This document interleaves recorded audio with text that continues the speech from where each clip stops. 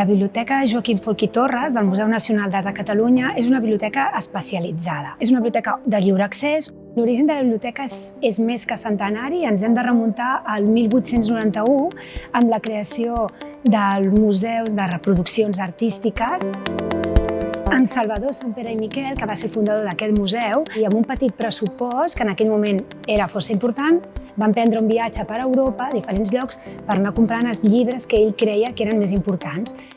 Arran de la Guerra Civil va començar a haver-hi un procés de trasllat cap a Olot, tant de les obres com dels llibres. Cap als anys 40, al principi del 40, tot va retornar a Barcelona.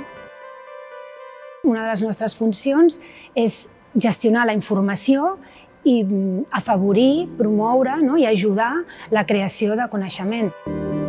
Amb un equip de 9 persones que som especialistes en gestionar la informació i el coneixement per donar suport a tot el que es fa al museu. Però no només a la gent del museu, sinó també a qualsevol persona externa que vingui, ja sigui una investigadora, un estudiant, una persona que té una obra d'art a casa seva, qualsevol persona que tingui necessitat de buscar informació sobre art pot venir a la biblioteca i l'ajudarem. Donem suport a la recerca, des de l'inici, al procés que ve pel mig, fins a la difusió i la preservació del document final.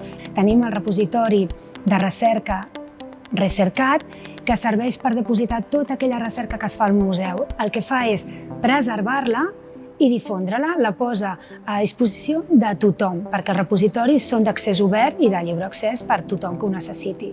Tot allò que està relacionat amb l'art i amb el món dels museus i les exposicions és la nostra temàtica, el nostre àmbit, diguéssim, d'actuació. Com a biblioteca del Museu Nacional, una de les nostres funcions és fer aquesta cerca d'informació, localitzar aquests documents per poder incloure'ls en el nostre fons. També tenim una funció de preservació, com estem dient, perquè al llarg de tots aquests anys d'història el nostre fons s'ha anat nodrit de donacions, d'intercanvis, de llegats, i tenim un fons patrimonial molt important. Fem una tasca important de difusió a les xarxes socials.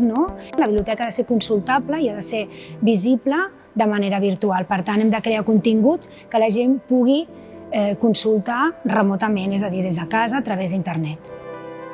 Tenim al voltant de 114.000 documents. Això vol dir que també tenim uns 4.000 títols de revistes que actualment no són actives, és a dir, són revistes mortes. També tenim 300 títols de revistes, que aquestes sí que són actives, que són vives i són les que anem rebent periòdicament.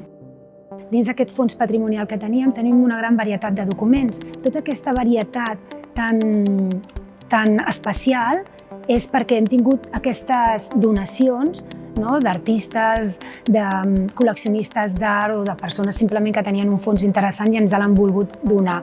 La biblioteca no és tot el que veiem. El que veiem ara aquí és la sala de lectura. Aproximadament un 10 o un 15% del nostre fons total és el que veiem aquí.